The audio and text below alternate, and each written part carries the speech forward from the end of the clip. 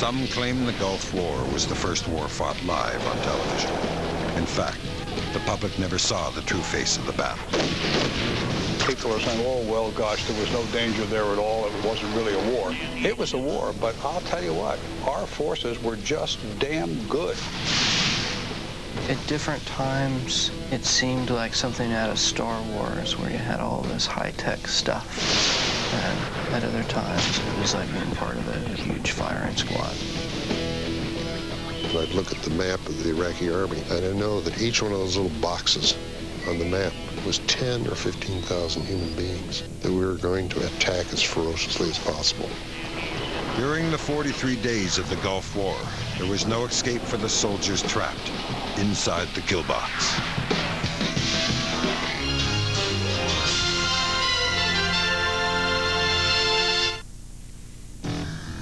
The war in the Persian Gulf lasted from January 17th to February 28th of 1991. A decade after the last shot was fired, the desert still harbors the skeletal remains of thousands of Iraqi tanks and trucks destroyed in battle. The war was fought over the nation of Kuwait, a small country floating on a sea of oil. Although Kuwait had $200 billion in assets, most Westerners had never heard of it.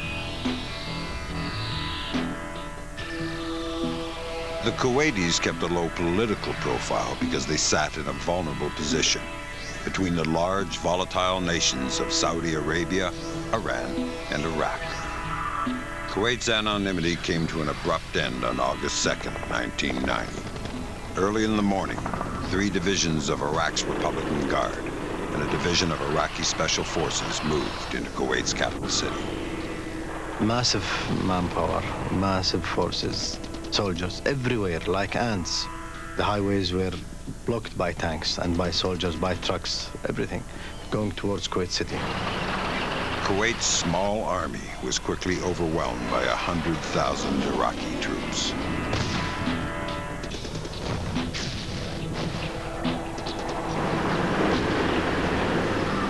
The treasures of one of the wealthiest nations on earth now lay in the hands of Iraqi dictator Saddam Hussein. There were a few people around who argued, who cares? It's only Kuwait, a little bitty country in the Gulf. If you had let Saddam Hussein get away with this, and he'd been able to establish himself as the principal military power in the Gulf, my guess is by today he would have weapons of mass destruction. He would have been able to use that enormous wealth to buy anything he needed. Of course, what was at stake here was who was going to dominate the Gulf and thereby influence the world's oil reserves. Who's going to control those reserves in future years? Well, I can't say that the energy supplies weren't part of the equation. They were. That's what's brought the world the prosperity we have. I'm absolutely convinced that had we not fought, or had we not won, he'd be in Saudi Arabia today. I'm sure of it. I'm certain of it. President George Bush's first move was to protect the Saudis from a possible attack. The USS Independence rushed to the region, bringing with it the power of 86 fighters, bombers, and support aircraft. By August 5th, they were within striking distance of Iraq.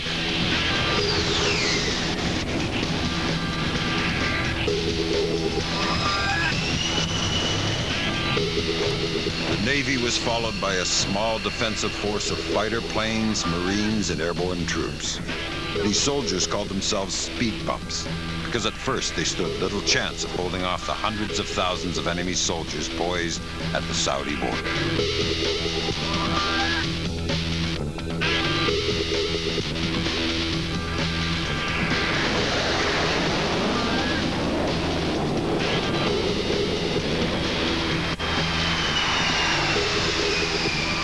Over the following days, the United Nations passed sanctions and demanded Iraq's immediate withdrawal from Kuwait.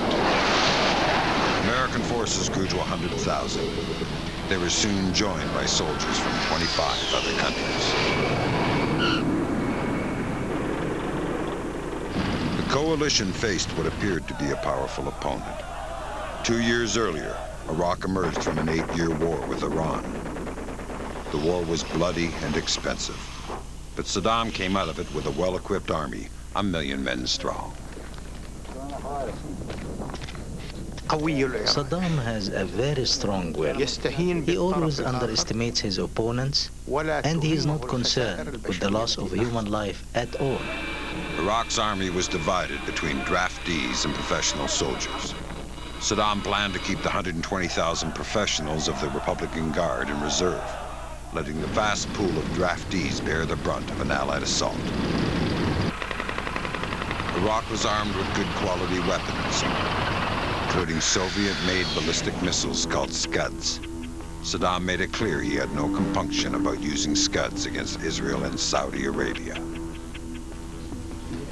وقد لا تكون أسلحة العراق قادرة على أن تصل إلى أمريكا ولكنها قادرة على أن تصل إلى حلفائها في المنطقة. The kind of weaponry that Iraq is in possession of may not be capable of reaching the United States as a territory, but our weaponry is capable of reaching areas in which the United States has allies here. As the weeks passed, it became clear that Saddam had no intention of voluntarily withdrawing. The order came down from Washington to devise a plan to liberate Kuwait by force. Planning and execution fell to General Norman Schwarzkopf as Commander-in-Chief of U.S. Central Command. Schwarzkopf had spent years in the Persian Gulf region. He had studied Saddam and saw that the dictator's absolute power was also his greatest weakness. It was very, very clear that all the orders were coming straight out of Baghdad from Saddam to the military commanders in the field. So we wanted to cut off his ability to do that. And the way we decided to do that was through an extensive air campaign. So that air campaign was aimed, first of all, at severing all communications from Baghdad to the troops in the field. And then secondly, eliminating their ability to reinforce by taking out the bridges, by taking out the railroads, by taking out the whole transportation infrastructure. That was phase one. Phase one was literally cutting off the head, so to speak, and leaving the body out there to suffer from lack of supplies, lack of food, lack of water. The next phase of the battle plan would knock out the Iraqi Air Force, giving the coalition control of the skies. Then, weeks of heavy bombing would tear apart Iraqi equipment and Iraqi troops. Finally, the coalition army would launch a massive ground attack into Kuwait. Unlike the slowly escalating campaign the U.S. fought in Vietnam, the Gulf War would see America and its allies commit massive forces that would attack their enemy blitzkrieg style from the air, land, and sea. I don't ever want to do a fair fight. I'm not a professional boxer, I'm a professional soldier. I want to defeat my enemy within accepted rules of land warfare. There are rules. But within those rules, I'm going to take every advantage I can. And if I have more power than he has, I'm going to use that more power. I'm going to use it decisively, because when you use it decisively, you achieve your political objectives more quickly, and you tend to be able to fight the war with less loss. But for the plan to work, the defensive force of 100,000 soldiers would have to grow into an offensive force 6 times the size. It would take months to get the necessary soldiers and equipment into place. As the tools of war poured into Saudi Arabia, a nervous world watched and waited. We were excited. We were excited. For the privates, for the people who just finished basic training, I think there was a lot of fear. I remember thinking that it felt like, you know, here we are, it's like another Vietnam, it's another Korean War. It was something on that scale. I mean, there were hundreds of thousands of people pouring into that country. We were told that we would lose 70% of our people. I, in fact, was told that I definitely would be. I was done. And I had actually met the gentleman that would replace me. That was a little unusual. But in my mind going forward, there was no mindset that, okay, I'm expecting to lose so many men. We had never lost a battle in training, and we weren't about to lose this one.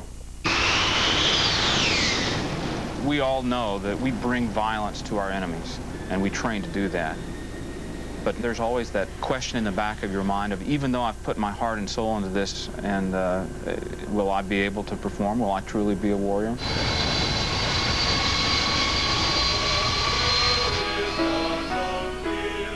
By Christmas of 1990, 650,000 coalition soldiers were in the Gulf. The majority were Americans, though 100,000 troops were drawn from 32 countries, including Britain, France, Egypt, and Syria. The fact that there were 30-some nations in the coalition willing to fight sent a big, strong signal to Saddam Hussein, who still didn't get it. He still felt we wouldn't fight. He still felt that if we did fight, we'd lose. I don't know what was going through the guy's head, but he learned the hard way. A date was set. If Iraqi troops did not leave Kuwait by January 15th, 1991, they would be removed by force.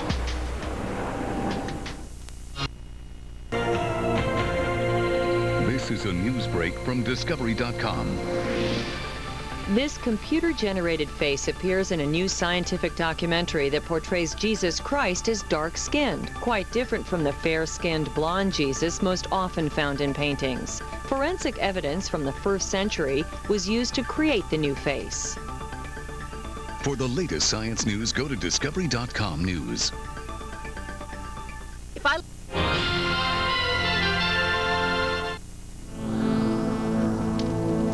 January 16th, 1991. Defying a United Nations order, Iraqi forces still occupied Kuwait. War was now just hours away.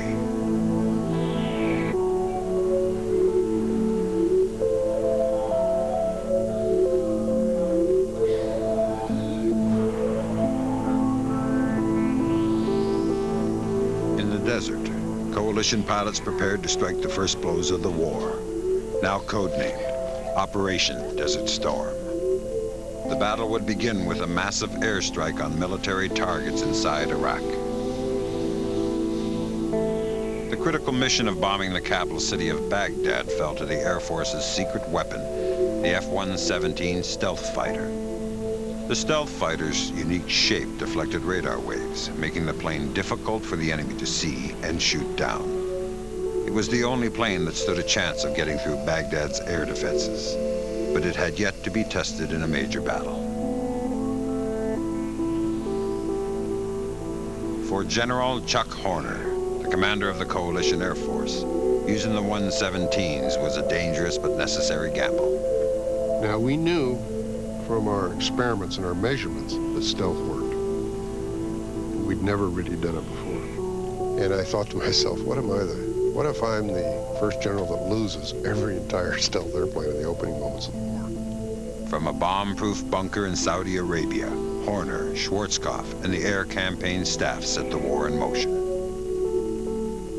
When you start a war, you're filled with a sense of dread because you know you're about to embark on the taking of human life and losing lives on your side.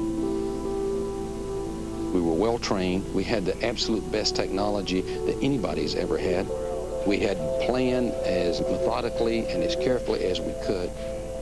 We were using an awesome amount of power, and we were dictating the terms, and we were on the offense. We were not in any way, there wasn't a defensive thought in our mind.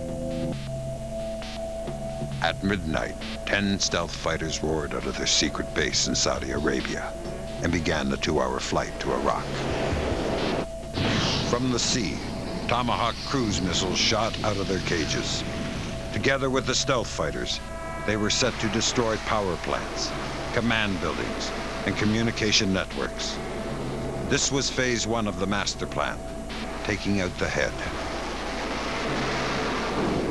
Meanwhile, the sky filled with 700 planes drawn from the air forces of America, Britain, France, and Saudi Arabia. At approximately 3 a.m., they would attack targets across Iraq in the largest airstrike in history. The most stunning visual I remember was looking over the air traffic plan, what it was going to look like over Saudi Arabia and throughout the Persian Gulf. And it looked like O'Hare on a Friday night in a thunderstorm. It was the most incredible air traffic plan you've ever seen. When you have 500 to 1,000 moving objects involved in the first 1 to 3 hours in an air campaign, the opportunity for something to go wrong is just astronomical. Mid-air collisions were a danger. But the Air Force was even more concerned with Iraq's anti-aircraft artillery and surface-to-air missiles. It was estimated that anywhere from 2 to 20% of coalition aircraft would be shot down the first night.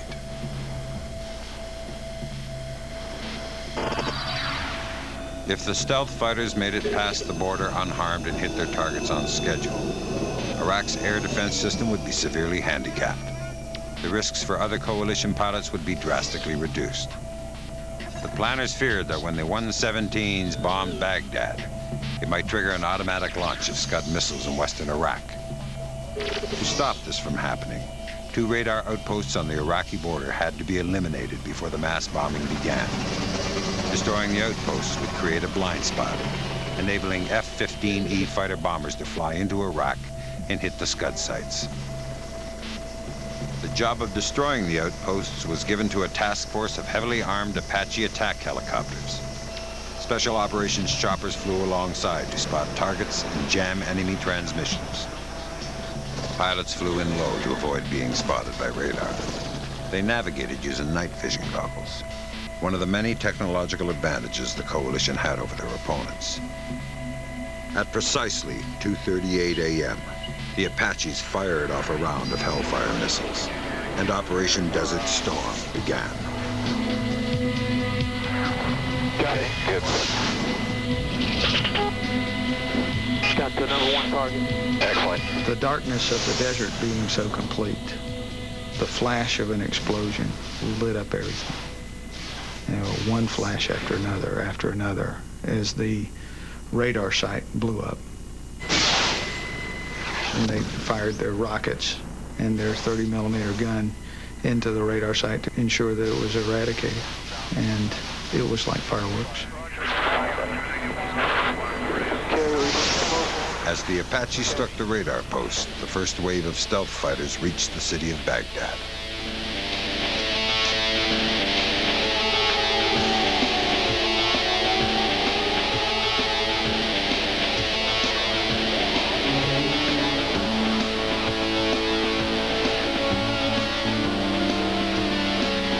Street lights were on. You could see the main thoroughfares, you know, the roundabouts and stuff that they had in there. And then about 10 minutes or so before our attack run started, there was starting to be some sporadic AAA fire up in the air.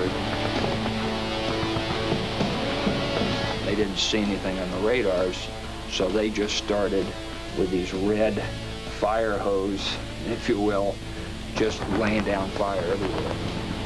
Stealth technology confused Iraq's radar-guided surface-to-air missiles.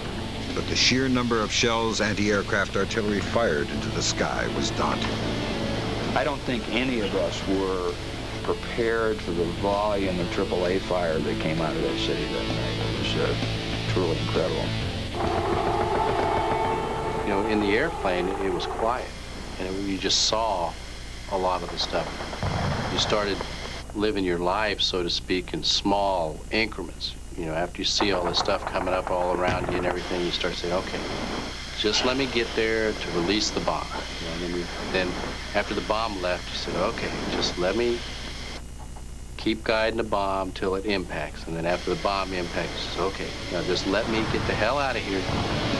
Each 117 carried 2 smart bombs that followed laser beams to their targets. These precision weapons were the only bombs the Allies dared use in the heavily populated city. Their first strike destroyed Iraqi Air Force communications, throwing them into chaos.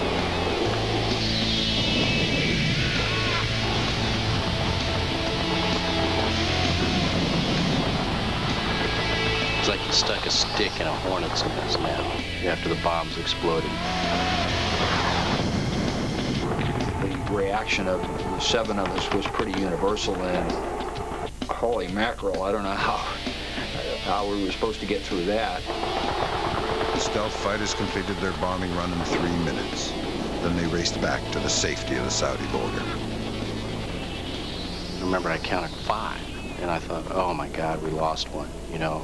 And I'm flying this whole wave thinking, I wonder who it was. You know, we lost one, you know. And then finally it dawned on me that I was the number 6 guy. That's why I didn't count. But then once I got up on the tanker and I said, hey, how many showed up in the other track? He goes, all 4 of them are there. And that was just the icing on the cake. Now that the stealth fighters had severed Baghdad's links to the field, hundreds of airplanes hit key targets across Iraq. Their bombs fell on airfields, Scud missile sites, chemical weapons facilities, and troops in the field. Splash. Good. Not leaving. Marvelous. Splash. Looking good. That was an excellent splash. Lots of red smoke. Right in there. Oh, man. Short.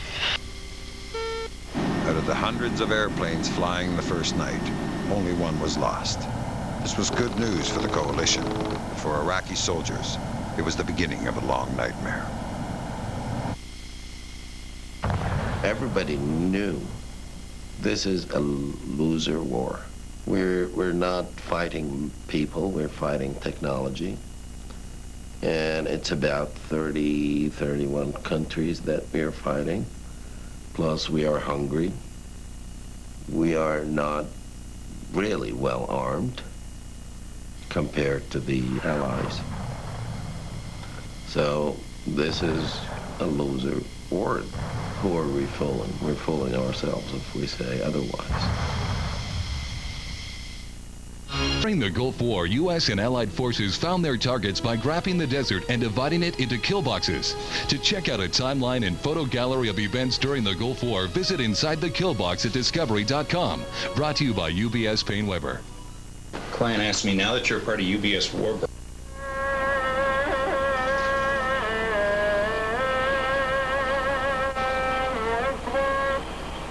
The first day of the war, Iraqi targets were hit with 3,500 bombs and 106 cruise missiles. The precision-guided munitions used in Baghdad seemed to have functioned as promised. Most of them hit their targets, and few civilians were killed.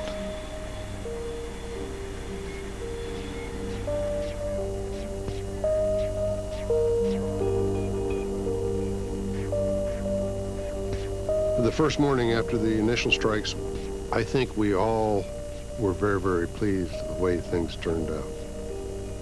And this is my counterpart's headquarters in Baghdad. This is the headquarters of the Air Force. The one thing, though, that tempered our optimism was that we had reviewed the military might of Iraq. And we understood, unlike most people, the magnitude that he had assembled in terms of military power that we were going to have to take apart. And that was going to take a long, long time.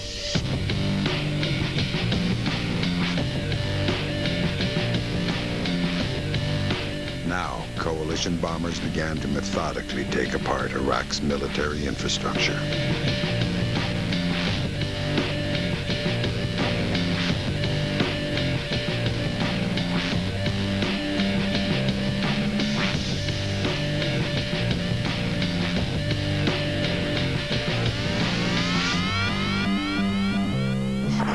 To reduce the odds of coalition aircraft shooting each other down, air planners divided the theater of war into zones of attack, called kill boxes. A grid was superimposed over the featureless terrain of Iraq and Kuwait. Each grid square measured 30 miles by 30 miles. The squares were then subdivided into 4 15 by 15 mile strike zones. Day after day, aircraft soared into these kill boxes from bases on land and at sea.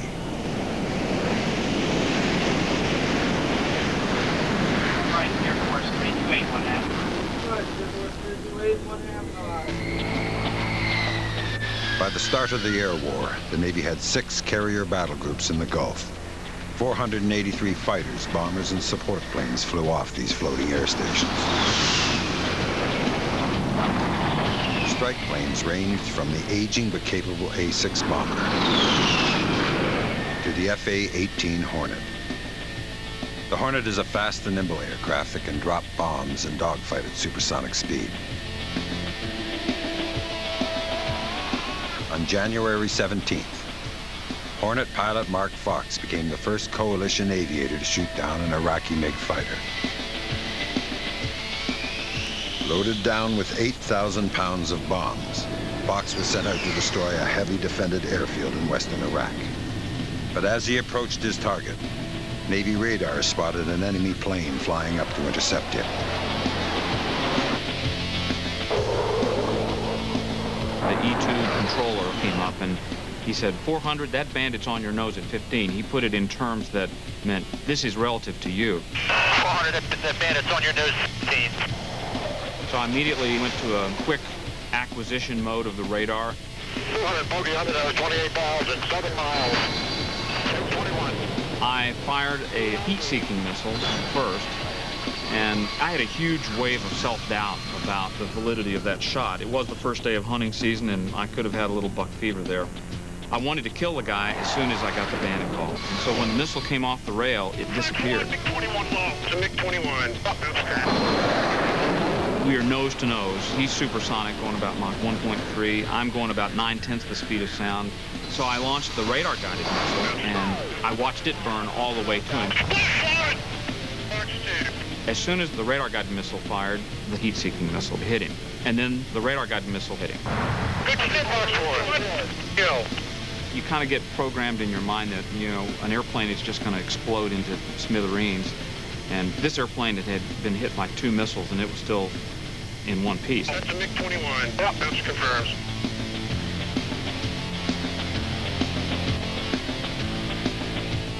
Fox went forward to bomb his target, an airfield called H3. I could see my 4 2,000-pound bombs falling together just in a tight formation. But as I'm looking past that, all over that airfield are just these muzzle flashes and then just dozens of little corkscrew smoke trails just going every which direction. Intellectually, I'm feeling I'm above all this, but emotionally, it's a pretty visceral thing to look down and see a lot of people shooting at you.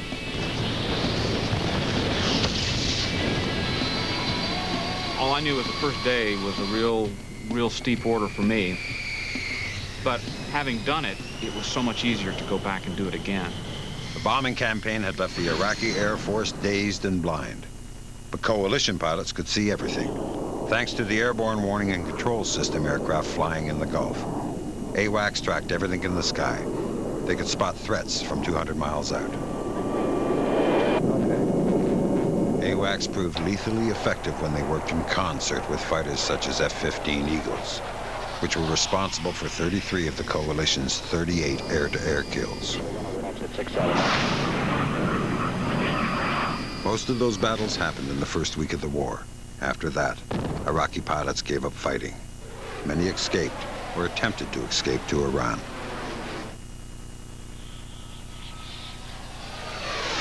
No one is certain if these pilots were defecting or if Saddam Hussein had worked out a secret deal with his former enemies to protect his expensive aircraft. But for the rest of the war, Iraq's Air Force was neutralized. Iraqi ground troops were forced to fight without air cover, a very dangerous thing to do, especially in the open desert, where there's no place to hide. The Iraqi military found this out on January 29th, when they launched a surprise attack on a lightly defended sector of the Saudi border. Elements of 2 Iraqi divisions mounted assaults south across the Kuwaiti border into Saudi Arabia. The main attacking force headed straight for the Saudi city of Khafji.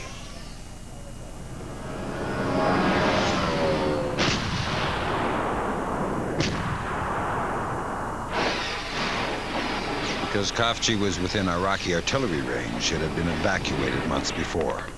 The only occupants were a small band of U.S. Marines, who took cover and called in artillery and airstrikes against the troops that swarmed around them.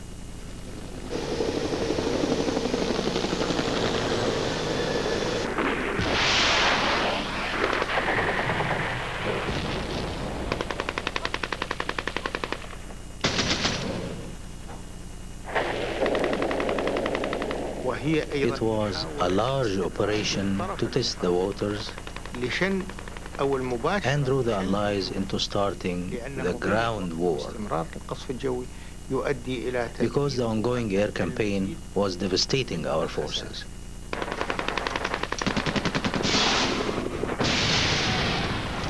Meanwhile, air-to-ground radar detected more enemy tanks and mechanized units approaching. The Iraqis drove in straight lines down main roads, which made them easy targets for coalition aircraft. With their fighter jets grounded, the Iraqis were defenseless.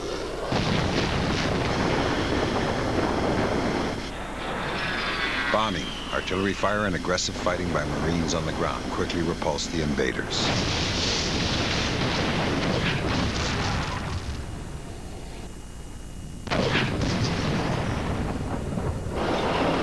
Then, Saudi and Qatari troops stormed Khafji and defeated the occupying force of Iraqis.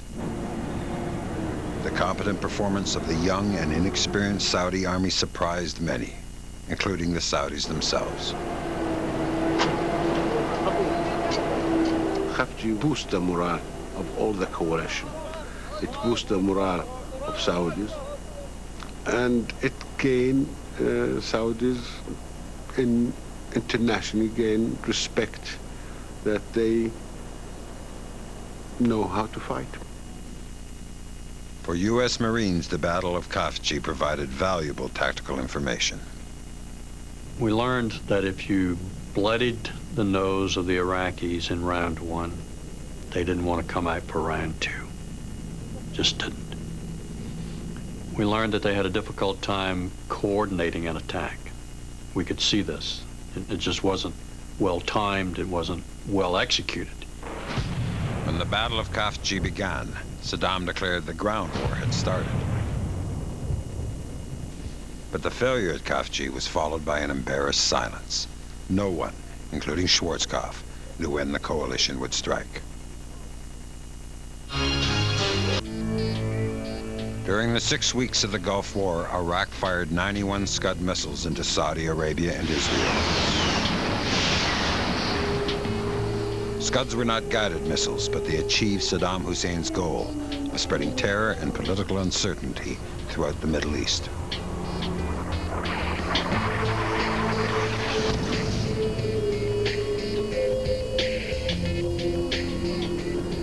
First thing that threw us out of our plan was when the Scuds started flying. This was something that we were not surprised about, but here it was.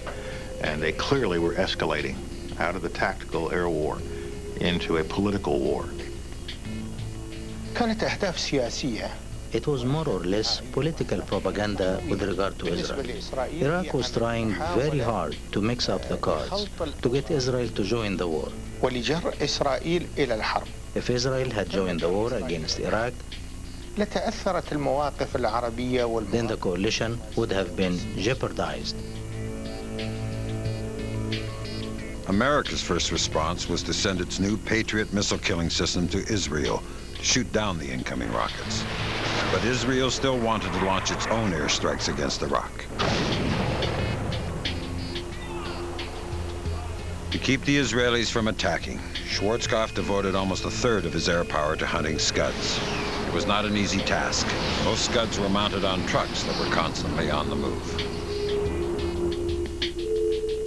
The issue was, how in the world do we stop the mobile Scuds? And the answer is we bombed every time a Scud missile would fire. We knew where it had fired from. We would try and get there with our airplanes as fast as we possibly could. We would try and knock them out.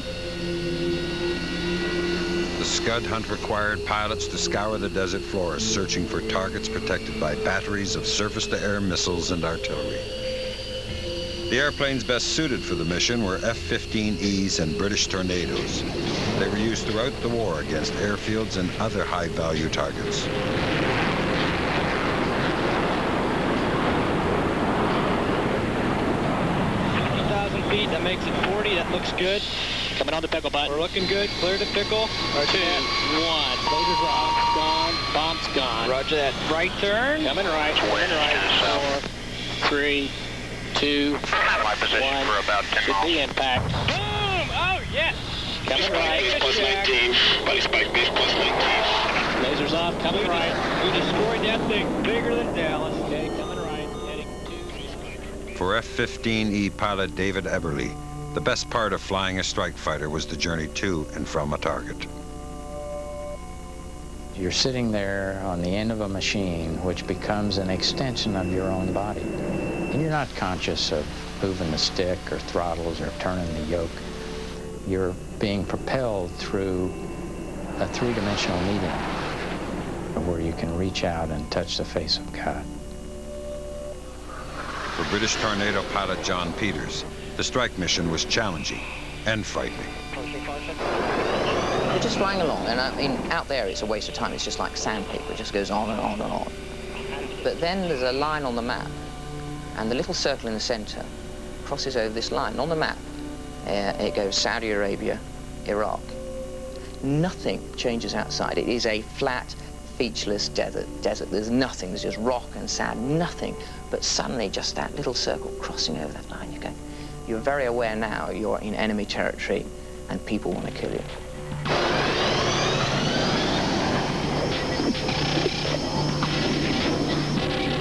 During the Gulf War, the coalition lost 37 aircraft to enemy fire, including 2 F-15Es and 6 Tornadoes.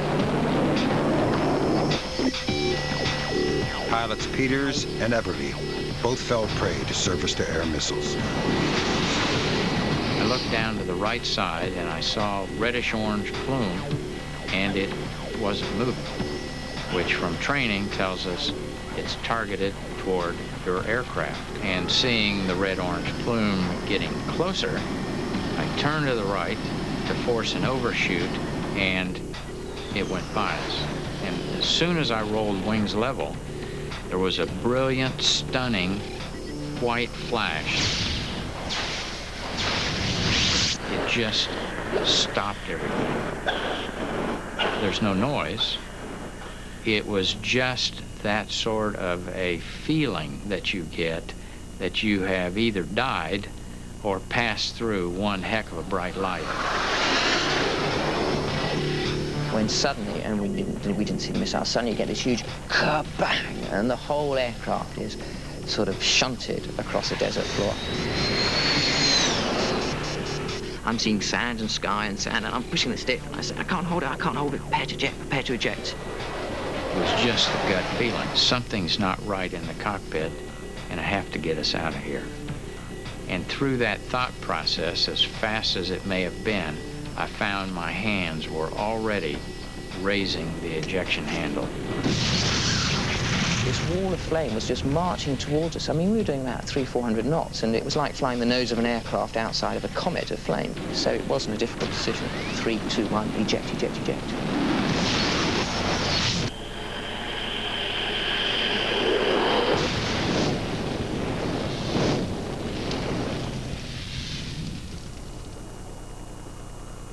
The next thing that I'm conscious of is kneeling upright in the desert.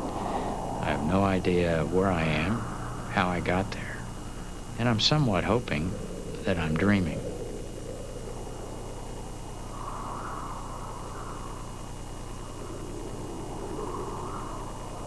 And the absolute deadness, the absolute quietness of the desert, other than my steps. And the words, yea, though I walk through the valley of the shadow of death, I will fear no evil. It brought great comfort, and I knew I could do it. You could just sense the Iraqis getting closer. They eventually got to us, and there were about 15 of them. And they stripped us of absolutely everything, blindfolded and handcuffed us, and put us in the van. The last thing that we saw was a young boy, as they put us in the back of the van, go to us, smiling.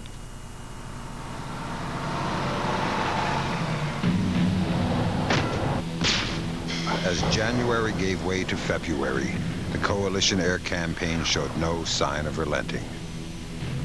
Every day, aircraft raked their kill boxes with bullets and bombs. I'd sit in my headquarters and I'd look at the map of the Iraqi army, and I know that each one of those little boxes on the map was 10 or 15,000 human beings that we were going to attack, and attack as ferociously as possible. During Desert Storm, the coalition dropped every kind of bomb in their arsenal short of nuclear weapons. Bingo, got the truck. The war made precision-guided weapons famous, but they were relatively few in number. The U.S. unleashed 17,000 of these smart bombs in the Gulf, and more than 210,000 unguided dumb bombs. Many of these bombs were left over from the Vietnam War. The Gulf War offered a convenient way to clear out the military's closet. Allies dropped bombs ranging from 15,000-pound monsters filled with high explosives to small but lethal cluster bombs. Cluster bombs sprayed dozens of tiny mines and shrapnel across the battlefield. Airburst incendiary bombs and napalm were also dropped on Iraqi positions. The Scud hunt slowed down the Allied timetable, but the bombing campaign was achieving its goal of destroying Iraqi equipment and demoralizing Iraqi troops. You're sitting in a trench, and the only thing you do, or you don't do, is that you get bombed. I mean, you had to stay alive somehow. You can't respond. There is no way you could respond. You were cooped up somewhere and waiting the next air attack.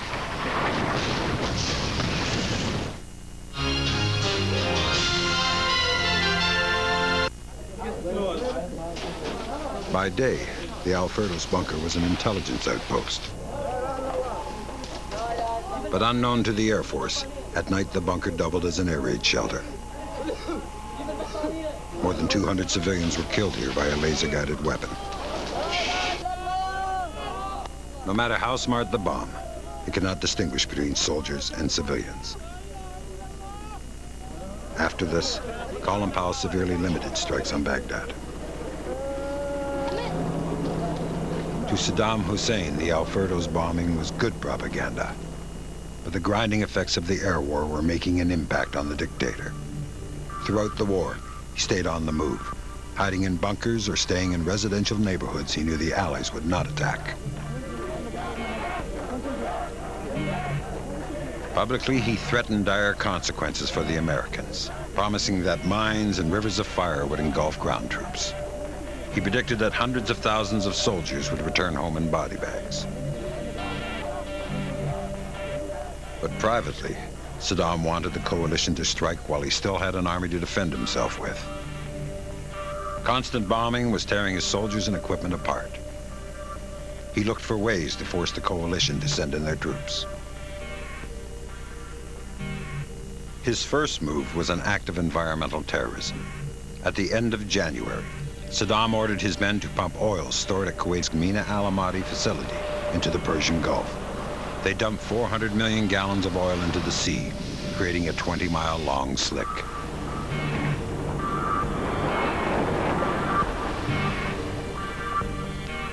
The dumping stopped when coalition strike planes blew apart the pumping facility.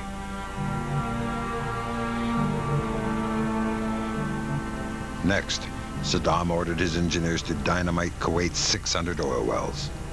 In the closing weeks of the war, fires from the burning wells filled the sky with thick black smoke. It was a signal that Iraq's ruler was growing desperate. The interrogator or the interviewer wants me to make some statements, and I'm not being very cooperative with him. Another fella is in the room, and he pulls out a 9mm gun, and we do the routine where you're either going to answer my questions or this individual is going to take you out. And they hit you. They hit you with baseball bats, rubber truncheons, smash your face against the wall, stamp on your head. And it just goes on and on and on. It just doesn't stop. It just never stops. My name is Flat 10 Peaches. I'm British. There was anger, there was disappointment that I hadn't returned that night and that I was in this situation, but there was a considerable amount of fight within me. and I wasn't going to give in. That was the point at which I had drawn the line, and that's the point at which they pulled the trigger.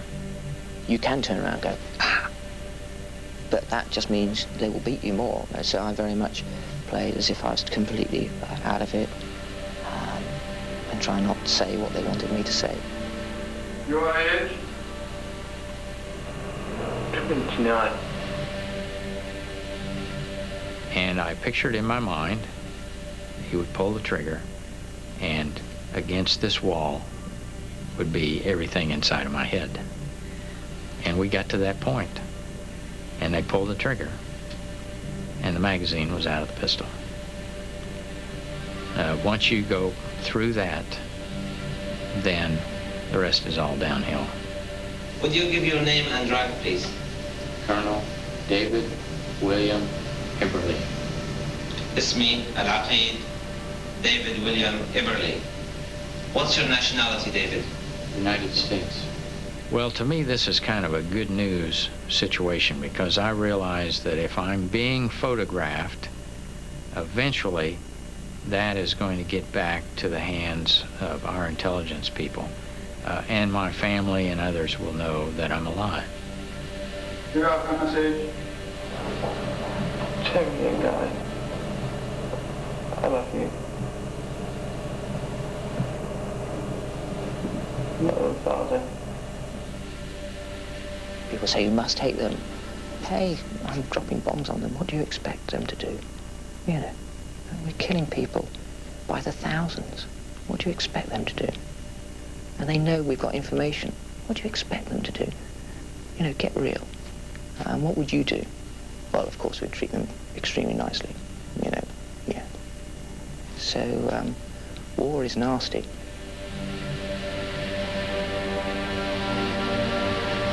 George Bush and his advisors grew restless as the bombing campaign continued. Norman Schwarzkopf declared he would not start the ground attack until Iraq's combat power had been cut in half. But poor weather had slowed things down. Schwarzkopf was under pressure to launch the final assault, but the general held firm. He had spent half a year putting into place the men, machines, and supplies he needed to fight a fast and deadly war with no compromise. A few more weeks would make little difference to his forces, but it would make all the difference in the world to Iraq's crumbling army. Kadoosh, she's out of there. Next, go to the first target. By the end of February, 5 weeks of daily bombing had taken their toll on Baghdad. Water and power plants were crippled, and phone lines were down. Most of the city's bridges lay in ruins. By this time, Iraqi soldiers had occupied Kuwait for 7 months. They had torn the nation apart. The bombing of the oil fields poisoned the sky with toxic black smoke. Looting was rampant.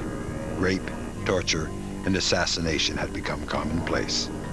The worst of the violence was directed against members of the Kuwaiti resistance.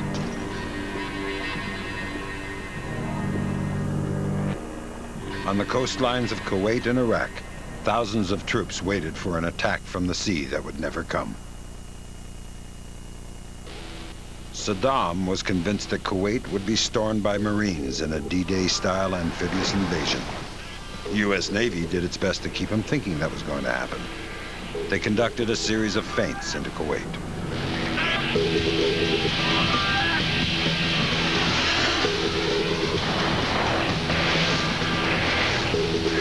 Throughout the month of February, pilots and sailors tore apart the Iraqi Navy with attacks from the sea and the sky.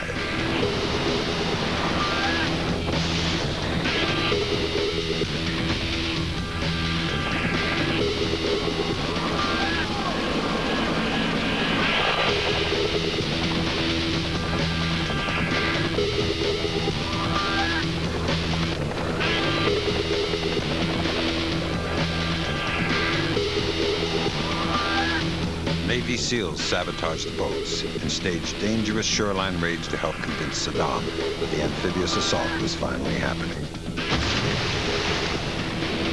But in reality, Norman Schwarzkopf was setting the stage for the biggest desert tank battle since Rommel fought Patton in World War II. It was a very easy plan to come up with because when you looked at the enemy disposition, they were all lined up looking out to sea, and then they came around and they were all digging their trench lines, okay, on the border between Kuwait and Saudi Arabia. But it stopped, okay, where Kuwait stopped. And you had Iraq beginning over here, and there was nobody there. As I say, you know, anybody with half a brain says, you know, why attack directly into your enemy when you have this great big exposed flank over here? I learned that from Napoleon and Alexander the Great. Schwarzkopf's plan was nicknamed the Hail Mary maneuver, after a football play. It would begin with an attack by U.S. Marines and Arab troops who would drive up into southern Kuwait. This would appear to be the main attack Saddam had been waiting for. But the real main attacking force would strike a day later from the west, sneaking up on Saddam's best troops, the Republican Guard. The main attack would be spearheaded by the powerful armored forces of 18th Airborne and 7 Corps, aided by Britain's 1st Armored Division. I've never understood why they didn't respond to a buildup they must have seen. Without any exaggeration, we had a complete and excellent analysis of everything that was about to happen. I explained the situation to him. He turned to me and said, laughing, "How do you think they will do that? Is the battlefield like a box that they can close around us?" The lack of Iraqi response was so puzzling that Schwarzkopf began to suspect Iraq's open flank was a trap. He worried that Saddam was planning to lure coalition troops into the desert, where the Iraqis would set off a hidden nuclear bomb. He also feared Allied troops isolated in the open desert were easy targets for a chemical attack. Schwarzkopf tried to ease his doubts by making sure Iraqi chemical plants, missile sites, and air bases were bombed repeatedly. Still, he could never be certain what his opponent was doing.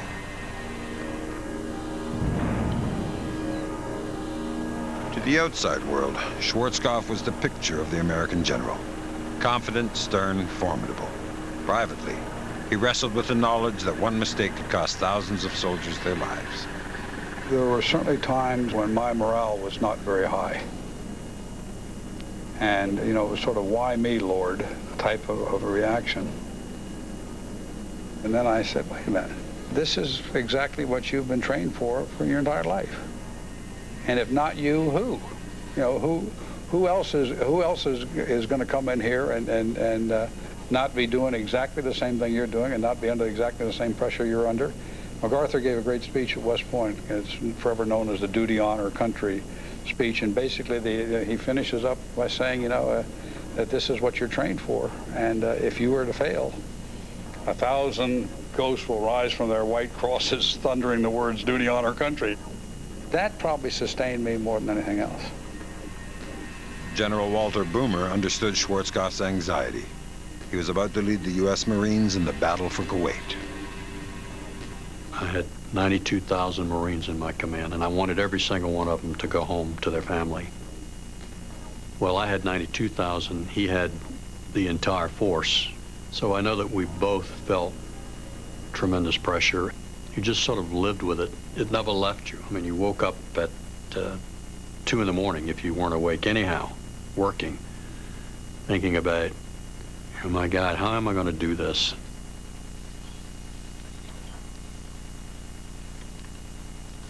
Ground. Marine scouts breached the Saddam line on February 23, 1991, the day before the ground attack officially began.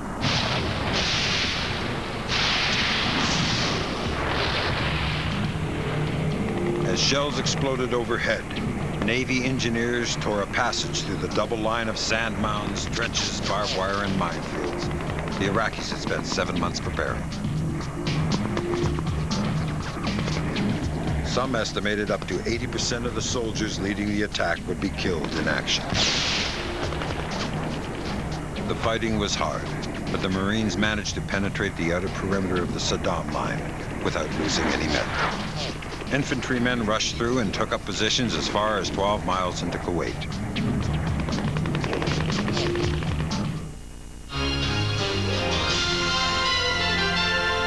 February 24th, Norman Schwarzkopf's master plan now entered its fourth and final phase.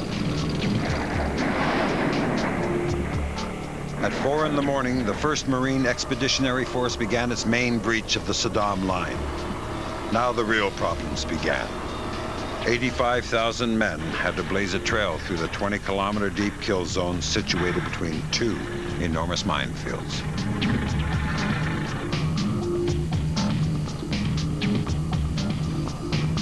Breaching a minefield requires specialized equipment. One of the things that happens, for example, is you shoot what's called a line charge out over the minefield, so you have, in essence, a big rope of explosive laying across the field, and you detonate it, and it clears the space for you. You use big, heavy plows on tanks. You use a combination of things. One of my greatest fears was being caught in the middle of that minefield and being subjected to a heavy artillery attack, or even worse, a chemical attack. To fight Iraq's tank-heavy forces, the U.S. Army Tiger Brigade was attached to the Marines throughout the battle. Their M1A1 battle tanks could fire off shells every 4 seconds while traveling at speeds of up to 40 miles per hour. Each tank was equipped with thermal sights, laser range finders, 3 machine guns, and a 120mm main gun. No other tanks in the world could match them. Tiger Brigade was led by John Sylvester, then an Army colonel. I had my lead guys going through with an M1A1 heavy tank. Tipped off, full battle rattle, all of its ammunition, everything ready to go, and hung off of it. It was about 80 tons. Artillery began to impact about 200 meters off to our left. Not friendly artillery. No artillery impacting around you is real friendly, but this wasn't even friendly artillery. It was bad guy stuff, and it was big artillery. It was 152mm at least, big stuff. As 1st Marine advanced, the downpour of shells increased. The Iraqis had filled their lines with artillery.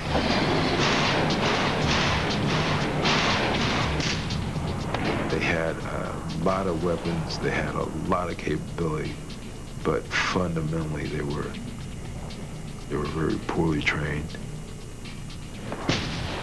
One person with a rifle who's truly well trained can have more impact than an entire squad of poorly trained people who literally can't shoot.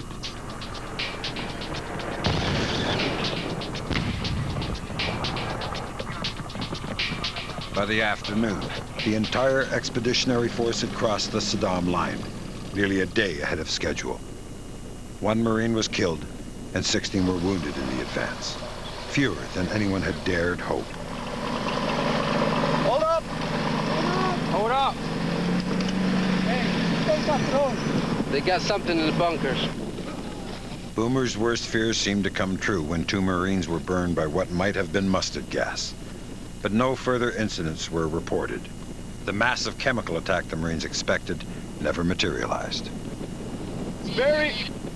Watch the booby trap. Very organized, dismount, start simultaneously clearing all the bunkers to the right. All right, It was the chemical question that remained unanswered in my own mind until the end of the first day of the attack. When they hadn't used it then, I came to believe that they weren't going to.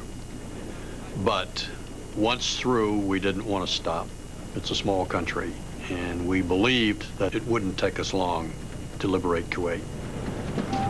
1st Marines steadily advanced through Kuwait, past burning oil fields and shattered Iraqi troops. The Allied bombing campaign had reduced the draftees who formed the bulk of Saddam's front line to a starving, ragged mob. Second squad! Yeah! Take out these first group right here!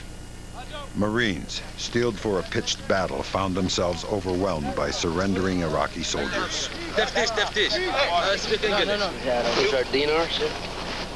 There was not an army that wanted to fight. You don't have to hold them. You don't have to hold them, Hussein. Soldiers or officers, you could see this. Officers did not express it in front of the draftees because it's a sign of weakness, but it was always betrayed. We always knew they didn't have a stake in that war. The first day of the ground war, the Marines captured over 8,000 prisoners of war. The vast majority surrendered peacefully.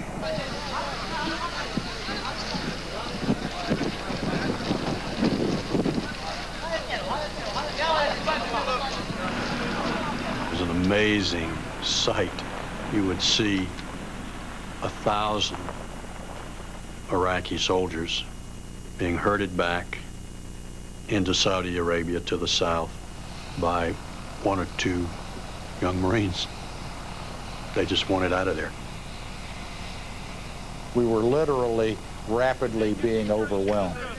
I mean, there were just too many of them after time for us to worry about.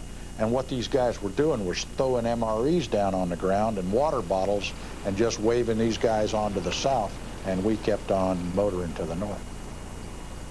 Back at his headquarters in Saudi Arabia, Norman Schwarzkopf now had an unexpected problem. 1st Marine was advancing so quickly that they were vulnerable to a counterattack. Schwarzkopf decided to move up the main attack by 15 hours. The northwestern part of the Hail Mary assault fell to the 18th Airborne. Their mission was to sever the Euphrates Valley, cutting off reinforcements from Baghdad and isolating the Kuwaiti theater of war.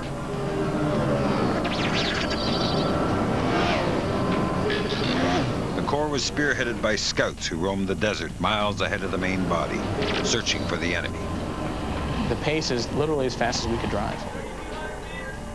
We're out front looking for the bad guys. We just didn't see any.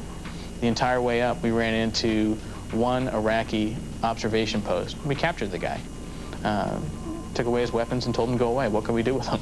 As 18th Airborne moved through the empty desert, the heavy armored units of 7 Corps fought their way through the sand walls, trenches and minefields dividing Iraq from Saudi Arabia.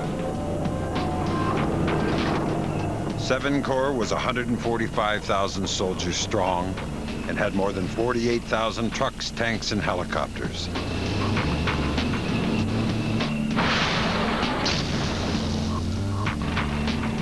They were given the job of attacking the Republican Guard, Iraq's toughest and best armed troops.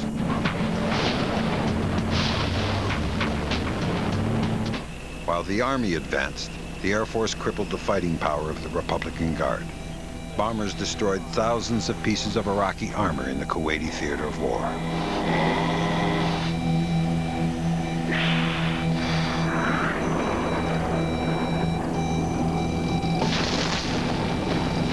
Every day, attack planes scoured their kill boxes for targets of opportunity. If, for instance, an A-10 pilot flew into his kill box and saw a tank on the move, he destroyed it.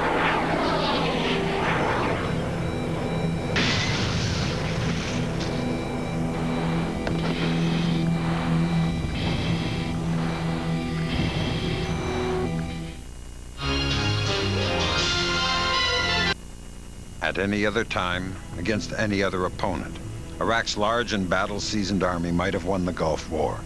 But in this case, Iraq faced an enemy that made up for its lack of combat experience with the best training and equipment money could buy.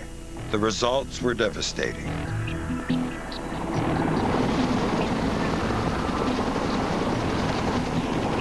By the second night of the ground war, the fast-moving forces of 18th Airborne approached the Euphrates River Valley, the stronghold of the Republican Guard.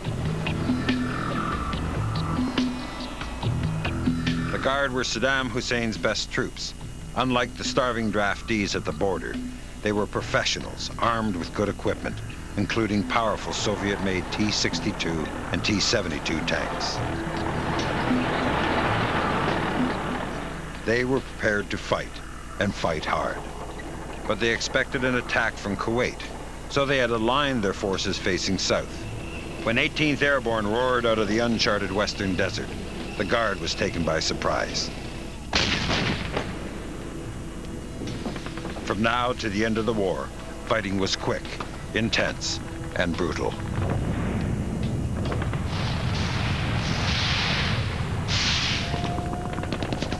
It looks something like out of a science fiction movie. There'll be a spurt of green come from them, and then this fan of orange comes from us, and the green stops and the orange keeps moving.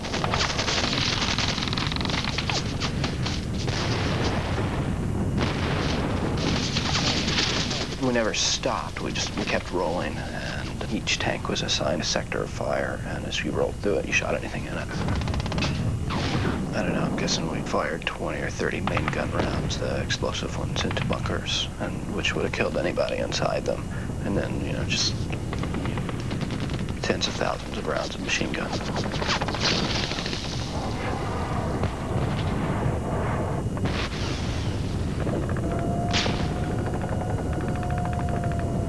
think a lot of the Iraqis were fairly brave.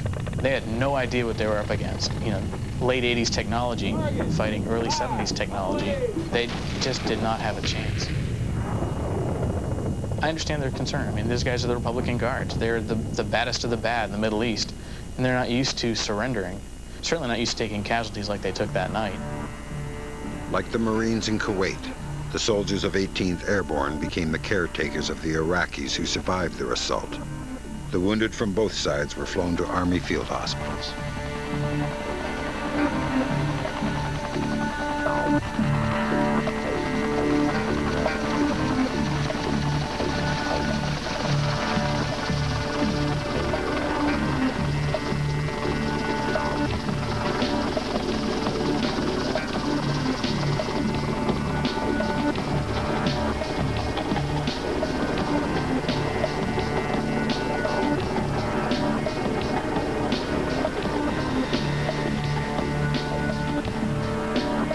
Meanwhile, 7 Corps continued its deep sweep across eastern Iraq. The 6 large divisions of the Corps spread out and engaged in pitched battles with the Republican Guard. One of the fastest and deadliest occurred when the 2nd Armored Cavalry Regiment moved into a well-fortified Iraqi position called 73 Easting. Here, in a corner of Iraq so remote it had no name but a grid coordinate, 9 tanks and 12 Bradley fighting vehicles decimated a brigade 4 times their size. Troop Commander H.R. McMaster led the charge. We knew that we were oriented primarily on the Talwakana Division of the Republican Guard, but we didn't know precisely where the enemy was. When we received the order to move forward, though, something in my gut just told me, plus based on intelligence estimates, I felt that we were about to come in contact with enemy defenses. So I gave the order to the troop and told them this is the moment that we've all awaited. Since I was the lead vehicle, I noticed a town off in the distance and told my Bradley commander, hey, I see a town up there, and I believe I see 4 or 5 soldiers on the ground. The troop fired explosive rounds into the town. In 30 seconds, everything was destroyed. Then they wheeled back, directly into a trap. The Iraqis had set up a kill box for tanks. Visibility was very limited, and it was at that point I decided to go to a tank's lead formation. So as my tank came over the rise, I'm yelling, ceasefire, ceasefire. Then I see 8 T-72 tanks in a defensive position and gave the fire command. The first enemy T-72 was in flames, the tank commander of that vehicle being ejected out of the vehicle, and he himself was on fire. The crew then just went immediately into action. Each tank fired a round subsequently in seconds. No tank fired at the same vehicle.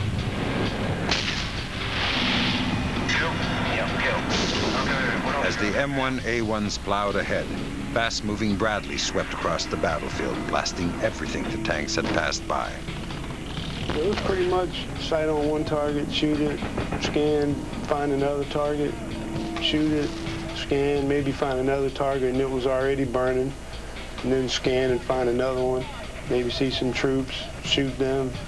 What the Iraqis would do is, now that all their tanks were in flames, they would go back into their trench lines and their bunkers, wait for the tanks to pass and then come out of their bunkers and trench lines and attempt to shoot tank commanders in the backs of the heads or engage the tanks with rocket-propelled grenades.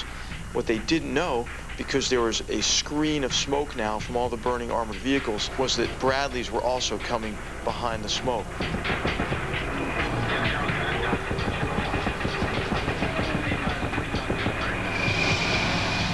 In exactly 23 minutes, McMaster's troop destroyed 28 tanks, 16 armored personnel carriers, and 39 trucks. 1,300 Iraqis were taken prisoner. I think we achieved surprise in that the enemy really didn't understand in any way our capabilities and how rapidly an armored cavalry troop attacking together as a team could destroy their defensive positions. Their whole conception of time and space was wrong and was based on their last fighting experience, which was against Iranians, against infantry, against teenagers walking toward them with pitchforks and maybe a weapon. So the Iraqis just were just absolutely unprepared for the United States Army or really the capabilities of any of the coalition forces. When we got 2-3 kilometers past 7th Reesing and it was dark, the sun was down, and that was the first time in probably 2 or 3 days that I actually got to stick my head up outside. Because the whole time I was inside the turret looking through that little sight for 3 days. That was about the first time I got to stick my head out, and I popped the hatch and I stepped up and looked back. And it was an awesome sight. Just little balls of fire all across the horizon. The vehicles burning, buildings burning, smoke all over the place. And to just look at that, it was awesome.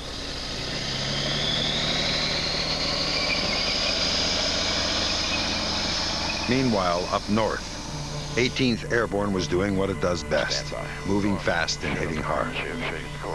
The forward prong of their attack was led by Apache gunships, the Army's flying tanks.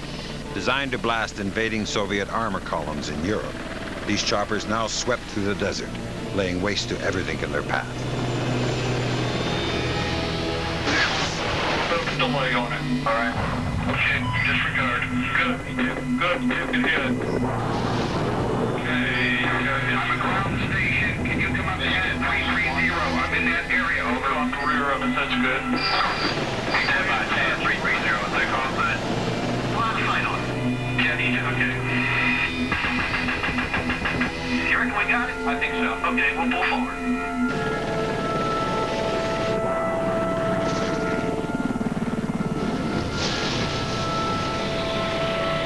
The infantry followed behind, fighting fast and lethal battles against an increasingly disorganized and desperate opponent. I remember talking about it with one of the gunners and his feeling of almost disappointment. You know, what he trained for his entire career was a shooting war with the Russians. And what he got was cutting down a bunch of people who couldn't even fire back.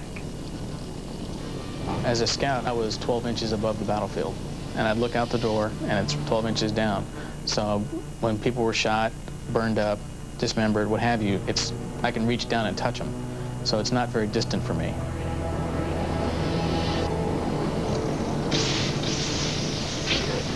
As a person, you're going to think about those things and you're going to see all that in your mind and may have a small bit of remorse in there for those soldiers that died because they may not have been out there because they wanted to, but because they were made to.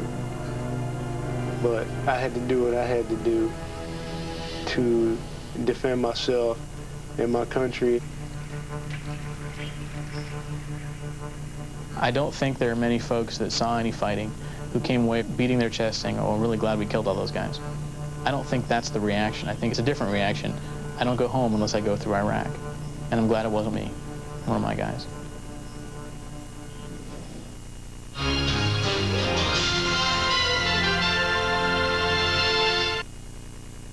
People put off till tomorrow the things they should do. On February 25th, a Scud missile struck an army barracks in Saudi Arabia. In a searing flash of heat and light, 28 soldiers died, and close to 100 more were wounded. It was the coalition's greatest single loss of the war.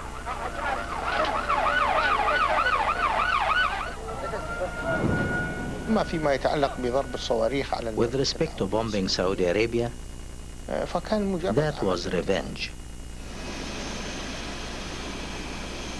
Over the 43 days of the war, 245 coalition soldiers were killed in combat. Another 900 were wounded. Up to a third of them were shot by their own side in incidents of friendly fire. I got two vehicles, one's pointed towards us, the other's about 90 degrees perpendicular to them. Are you ready, lined up? You're ready, do them. I hope it's enemy. That's all right, just stay on. Here it comes. That's one. I guess you could say that hit it. Let's pick up the second one, let's go. Looking good. This bud's for you. Uh-oh. That's all right, he's dead too. 6, this is 5. I got a reporting that maybe friendly vehicles may have been hit over. What? I hope it's not friendlies I just blew up, because they're all dead. The problem of fratricide plagued the coalition throughout the war. Of the 24 British soldiers killed in action, 9 were shot by Americans. Those men rode in Warrior armored vehicles commanded by then Major Alec Bain. It's thought that there is about 24 hours of this war left. So if you're feeling knackered now, you'll be a little bit more knackered in 24 hours' time. Suddenly, out of the blue, one of the warriors blew up. And then, about 2.5, 3 minutes later, the second vehicle went up. And this was one which had moved round to the front of the burning vehicle to assist it. One particular memory I still have was trying to be sure in my own mind that everybody who was here was actually dead. And there was a torso under this pall of flame which was moving. It was actually cooking. But I had to move forward. Bain later discovered that his men were killed by an American A-10. The British soldiers had unknowingly wandered into its kill box. We took a knock yesterday. You're all grown men. You're all soldiers. And we go on. I'm very proud of you last night. It didn't seem to affect what we did in the slightest. So thank you very much indeed. We go on, boys. Dragon 6, Gunfighter 6, I destroyed 2 vehicles and they were both friendly vehicles. Our request for mission to break station and go home. Negative, remain on station. Those things are going to happen. Over. Fratricide is as old as war, but modern weapons are much more accurate and can be fired from a much greater distance than in the past. In the confusion of battle, this can be a lethal combination. By February 27th, 1991, the Marines were on the verge of driving the Iraqi army out of Kuwait. But the honor of taking Kuwait City would not officially fall to them. A joint force of Saudi, Egyptian, Syrian, and Free Kuwaiti troops would go in first. Politically, it was necessary for Arabs to be the liberators of Kuwait.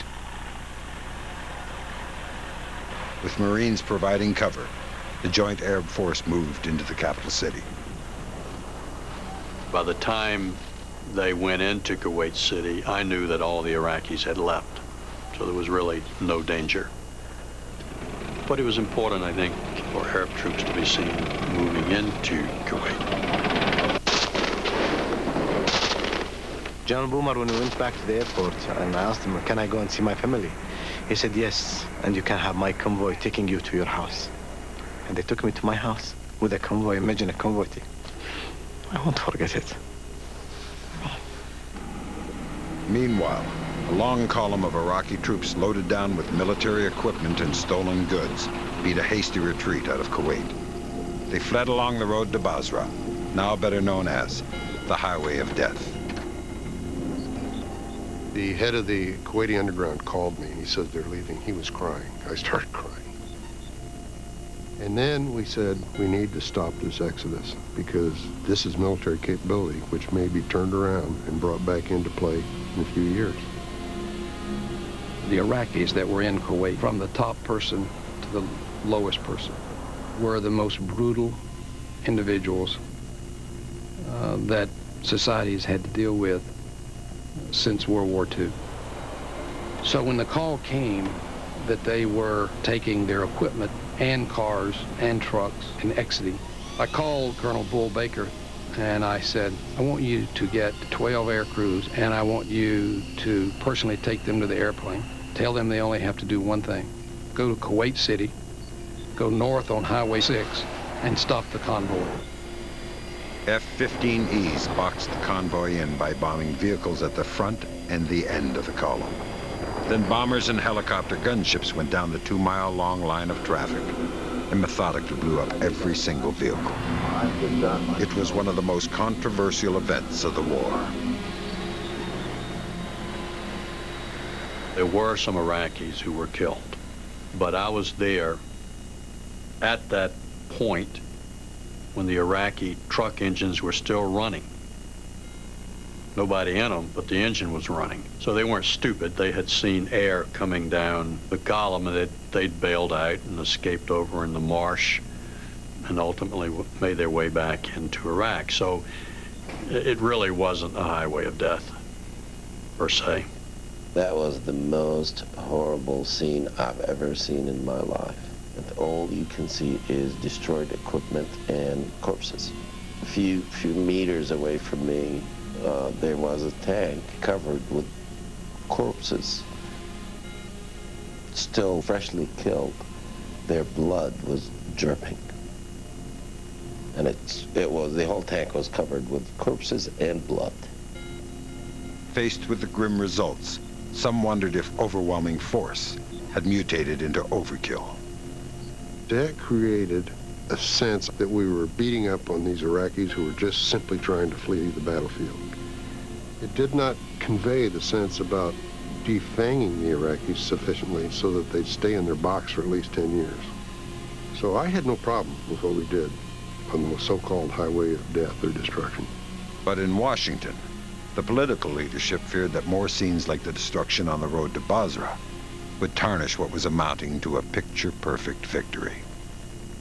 The judgment of all of us was that if we have accomplished our mission, is there further purpose in killing young Iraqi teenagers or risking the lives of coalition teenagers for more killing? And so the president made the decision that we should end the war sometime later that evening.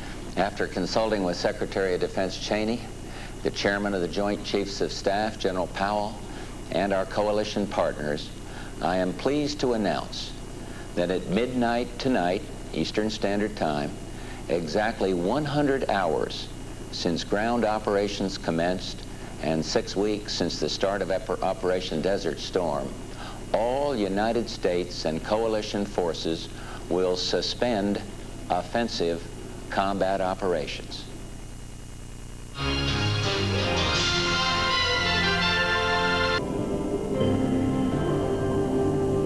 After Inside the KillBox, when people... And so, with 86,000 Iraqis captured and Kuwait back in the hands of its monarchy, the coalition army stopped.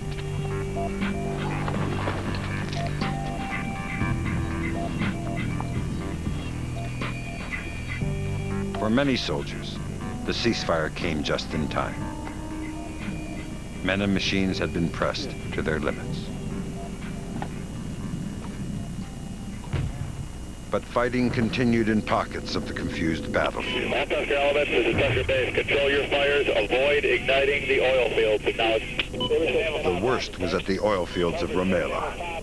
On March 2nd, shots fired between the Hammurabi Division of the Republican Guard and the American 24th Infantry Division erupted into a firefight that killed Iraqi soldiers and civilians.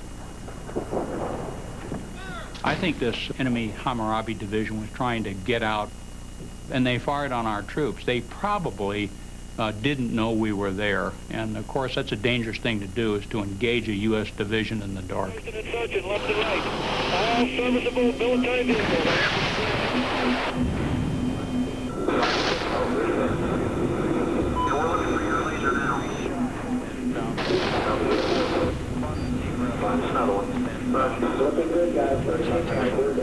By the end of the battle, 600 vehicles were destroyed and hundreds of Iraqis were killed, including a busload of civilians.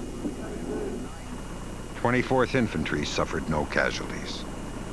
For troops who hoped the fighting was over, the Rumaila incident was one more example of the futility of war.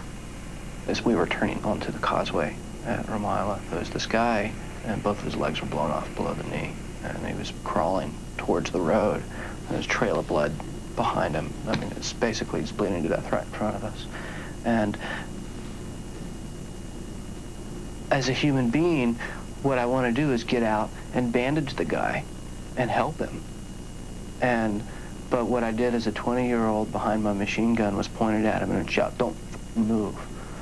Because even he scared me. Even this guy who's bleeding to death under the sand down there in southern Iraq scared the crap out of me, because everything scared me at that point, and all I wanted to do was get home alive. The next day, March 3rd, Norman Schwarzkopf flew to the Iraqi town of Safwan to set the terms of the ceasefire. The sky was really blue and a lot of sun. And then it just got blacker and blacker and black smoke, and all of a sudden you were surrounded by black smoke, and then you looked down and here were all these fires. Everywhere, fires.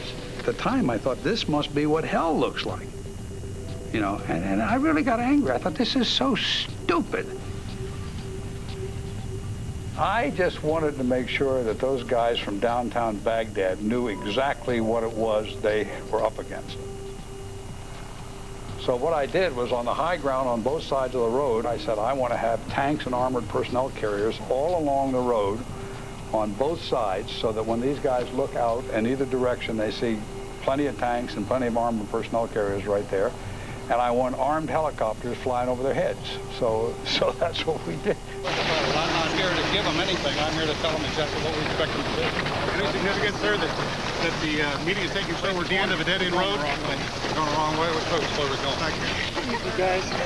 Hey, come on. At a tense meeting, the terms of ceasefire were set. No formal declaration of surrender was ever signed. Across Kuwait and southern Iraq, the grim work of cleaning up the battlefield began. The Iraqis that could be identified were placed in body bags and sent to Baghdad for burial. Another 500 were buried in the desert. 245 coalition soldiers were killed in action during the Gulf War. No one is